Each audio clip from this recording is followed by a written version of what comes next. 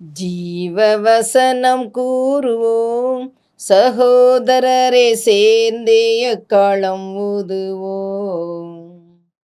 கர்த்தருடைய நாமம் உயர்த்தப்படுவதாக.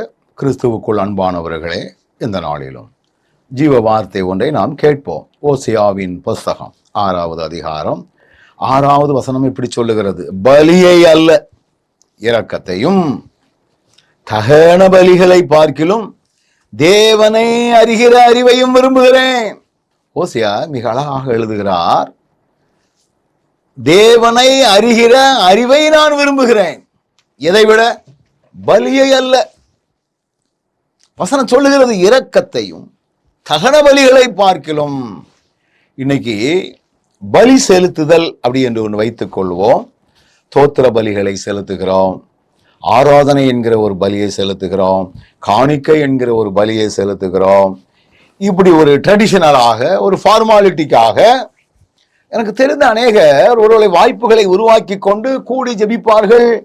ஒருவேளை தோத்திரம் தோத்திரம் என்று டபட்டப்பா என்று சத்தம் போட்டு அலறிக்கொண்டு கிடக்கக்கூடிய உலகத்துல இருக்கிறோம். ரைட். ஆனா அதை விட ஆண்டவர் தெளிவா சொல்றாரு பாருங்க, தேவனை அறிகிற அறிவு. தேவனை அறிகிற அறிவுனா என்ன?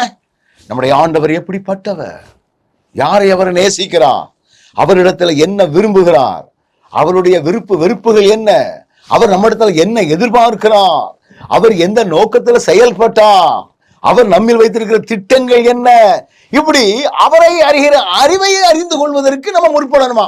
வெறும் தோத்திரம் தோத்திரம் என்கிற பலியை விட்டு தேவனை அறிகிற அறிவு.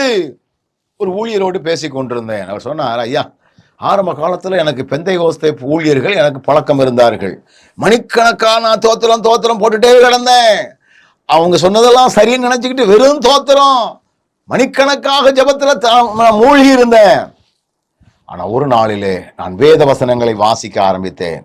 அப்ப இதுவரையிலும் நான் தேவனை அறியாமல் வெறும் ஃபார்மாலிட்டி தோத்திரம், வெறும் ஃபார்மாலிட்டி கைத்தட்டல், வெறும் ஃபார்மாலிட்டி உளறல், இதுதான் எனக்குள்ள இருந்துச்சு. ஆண்டவர் இதை நான் விரும்புகிறேன், அவரை அறிகிற அறிவின் மேன்மையை நாம் பெற்றுக்கொள்ளணும்.